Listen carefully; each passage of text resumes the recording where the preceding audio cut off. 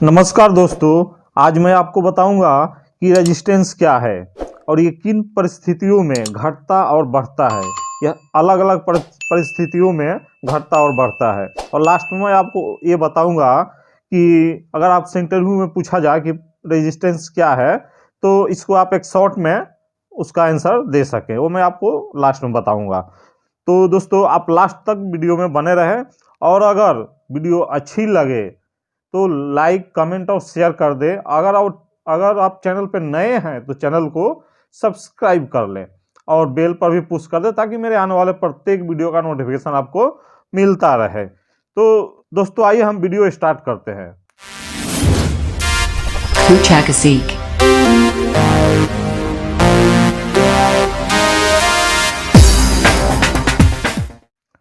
तो दोस्तों, इलेक्ट्रिकल में रेजिस्टेंस जानने से पहले हम थोड़ा इलेक्ट्रिकल को साइड में रख के और यहाँ पे आपसे समझेंगे, आपको हम बताएंगे। जैसे मान लीजिए ये एक वाटर पाइप लाइन है, पानी का पाइप है और टैंक है। मान लीजिए ये टैंक है, यहाँ से इसमें टैंक से यहाँ पे पानी आ रहा है। तो ये पानी बहुत ही फोर्स में आ रहा है, बहुत तेज़ी में आ रहा है। टैंक से जब पानी चलेगा तो एकदम फोर्स में जाएगा, कहीं भी जाएगा वो फोर्स में जाएगा। तो इस टैंक में अगर हम कुछ कंकर पत्थर छोटे छोटे डाल दें तो इसका प्रेशर लाजिम है कि इसका प्रेशर कम हो जाएगा। ये कोई भी समझ सकता है कि जैसे आप छोड़िए, आप पहले देखे होंगे कि जो वाटर लाइन होती थी उसमें आयरन का पाइप यूज होता था, उसमें अंदर कार्बन जम जाता था। तो कार्बन जमने के बाद पानी में प्रेशर कम होता था, जो पानी गिरता था वो बहुत ही कम प्रेशर आता था। तो उसी को पकड़ लीजिए, वही जो प्रेशर जो है, जो कार्बन जो पकड़ता था वो पानी का प्रेशर को कम कर देता था, वही रेजिस्टेंस है। ये जो डॉट डॉट दिख रहा है यही रेजिस्टेंस है। तो ये पानी के स्पीड को, पानी के बहाव को कम कर देता है। अब हम इसको इलेक्ट्रिकल में समझते हैं। यहाँ तो आप समझ लिए कि रेजिस्टेंस क्या है। तो ये जो डॉट डॉट जो दिख रहा है आपको, जो पानी के बहाव को कम कर रहा है, यही रेजिस्टेंस है। अब हम इसको इलेक्ट्रिकल में समझते हैं। तो जैसे हम सभी 10th में पढ़ चुके हैं कि सभी वस्तुओं में इलेक्ट्रॉन होता है, किंतु वो स्थिर होता है। जब उसको मतलब कोई प्रेशर दिया जाता है या कोई धक्का दिया जाता है तब वो अपना एक दिशा में बहना चालू कर देती है। उसी तरह से इलेक्ट्रिकल में भी है। आप कोई कंडक्टर है, मान लीजिए एक कंडक्टर मैं बनाया हूँ, इस कंडक्टर में जब हम ये वोल्टेज का प्रेशर देंगे, वोल्टेज से इसमें प्रेशर देंगे तो इसमें ये इलेक्ट्रॉन जो है वो बहना चालू हो जाएगा, फ्लो होना चालू हो जाएगा इस दिशा में।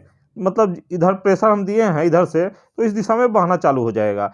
और इसी इलेक्ट्रॉन के जो बहने के रास्ते में, जो ये आपको मैं दिखा रहा हूँ, ये रेड कलर का, मान लीजिए ये जो है, ये जो दिख रहा है, ये रेड कलर का जो दिख रहा है, रेजिस्टेंस यही है। ये जो बहता है, जो हमारा करंट इसमें, जो इलेक्ट्रॉन इसमें बह रहा है, उसी को हम रेजिस्टेंस कहते हैं। ये जो हमारा ये डॉट डॉट जो रेड कलर का दिख रहा है, ये हमारे करंट के बहाव को, इलेक्ट्रॉन के बहाव को, ये मैं आपको बता दूं कि यही इलेक्ट्रॉन के बहाव को हम, जो इलेक्ट्रॉन इसमें बहेगा वोल्टेज का प्रेशर देने के बाद, इसी को हम करंट कहते हैं। और उसी करंट के बहाव को ये रेजिस्टेंस जो है कम कर देता है। ये रेजिस्टेंस इसमें होने के कारण करंट कम फ्लो होगा, तो इसी को हम रेजिस्टेंस कहते हैं। इलेक्ट्रिकल में ही रेजिस्टेंस है। और आपको ये मैं बता दूं कि आप इसको सिर्फ निगेटिव मत समझिएगा कि ये हमारे कंडक्टर में ये बाधक होता है, ये रुकावट पैदा करता है रेजिस्टेंस, तो ये सिर्फ निगेटिव है, ये हमारा दुश्मन नहीं। क्योंकि इलेक्ट्रिकल के जो भी उपकरण है, मोटर हो या इलेक्ट्रिकल या इलेक्ट्रॉनिक्स, उस सब में रेजिस्टेंस का उपयोग किया जाता है। रेजिस्टेंस वोल्टेज को, करंट को कंट्रोल करने के लिए, वोल्टेज को कंट्रोल करने के लिए रेजिस्टेंस का उपयोग किया जाता है। इलेक्ट्रॉनिक्स या इलेक्ट्रिकल या इलेक्ट्रॉनिक्स जो उपकरण होते हैं उसमें उपयोग किया जाता है रेजिस्टेंस का। तो इसको हम सिर्फ निगेटिव में नहीं देखेंगे। तो ये आप समझ लिए। अब जो रेजिस्टेंस होता है उसके मापने की जो एक इकाई होती है उसको हम ओम बोलते हैं, ओम बोलते हैं। इसको हम ये जो सिंबल दिख रहा है इससे लिखते हैं, इससे इसको हम दिखाते हैं ओम को। जैसे कि आप देखते होंगे कि रेजिस्टेंस रजिस्टर जो लगता है या रेजिस्टेंस जो निकाला जाता है कहीं पर भी, तो उसमें लिखा रहेगा ये इतना ओम का रेजिस्टेंस इसमें आ रहा है, इतना ओम रेजिस्टेंस इसमें आ रहा है। ये मैं आगे जो बनाऊंगा इसमें आगे जो मैं वीडियो बनाऊंगा उसमें मैं आपको बताऊंगा भी। तो इसको हम ओम से मापते हैं रेजिस्टेंस को, और इसको इससे हम प्रदर्शित दिखाते हैं, इससे हम ये सिंबल्स हम इसको दिखाते हैं। अब यहाँ पे आइए, जैसे मैं पहले आपको स्टार्टिंग में बोला था कि किन परिस्थितियों में रेजिस्टेंस जो है वो बढ़ता है और घटता है। तो यहाँ पे तीन परिस्थितियाँ है, यहाँ पे तीन परिस्थितियाँ है। पहला तो मेटल और धातु के ऊपर रेजिस्टेंस निर्भर करता है घटने और बढ़ने का। दूसरा जो है वो लेंथ के ऊपर, ये लेंथ के ऊपर भी डिपेंड करता है कि कितना हमारा रेजिस्टेंस होगा। तीसरा जो है ये एरिया के ऊपर, एरिया के ऊपर भी ये डिपेंड करता है। तो इन तीनों को आइए हम एक्सप्लेन करते हैं। तो पहला जो है मेटल के ऊपर, तो मान लीजिए मेटल में बहुत सारे मेटल आते हैं, तो मैं 3 मेटल के बारे में आपको बताऊंगा। तो आप ये पहले जान लीजिए कि कोई भी मेटल होता है, कोई भी धातु होता है, उसका एक फिक्स रेजिस्टेंस होता है, उसका रेजिस्टेंस एक फिक्स होता है, उसको ना कम किया जा सकता है और ना बढ़ाया जा सकता है। चाहे उसको कितना भी शुद्ध कर लें, उसको ना कम किया जा सकता है ना बढ़ाया जा सकता है। जैसे मान लीजिए ये कॉपर है, तो कॉपर जो होता है, कॉपर में सबसे कम रेजिस्टेंस पाया जाता है। इसमें करंट बहुत ही बढ़िया तरह से अच्छा, मतलब सबसे अच्छा इसमें हमको करंट फ्लो होता है। तो कॉपर जो है कॉपर में जो रेजिस्टेंस है वो फिक्स है। कॉपर या मैं कोई भी मेटल में फिक्स ही है। कॉपर को चाहे जितना भी शुद्ध कर दे, इसका जो रेजिस्टेंस है वो रेजिस्टेंस रहेगा ही, उसको हम कम बढ़ा नहीं सकते हैं। जैसे मान लीजिए हम 1000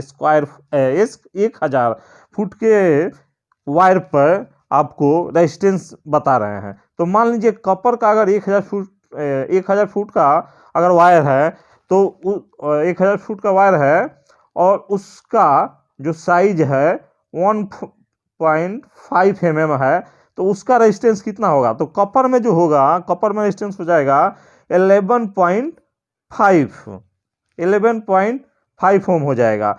वहीं जब आप आइएगा एल्युमिनियम में, तो ये उतना ही लेंथ पर 1000 फुट के लेंथ पर ही और 1.5 mm के वायर में ये हो जाएगा 70.7 ओम्स, 7 ओम्स हो जाएगा।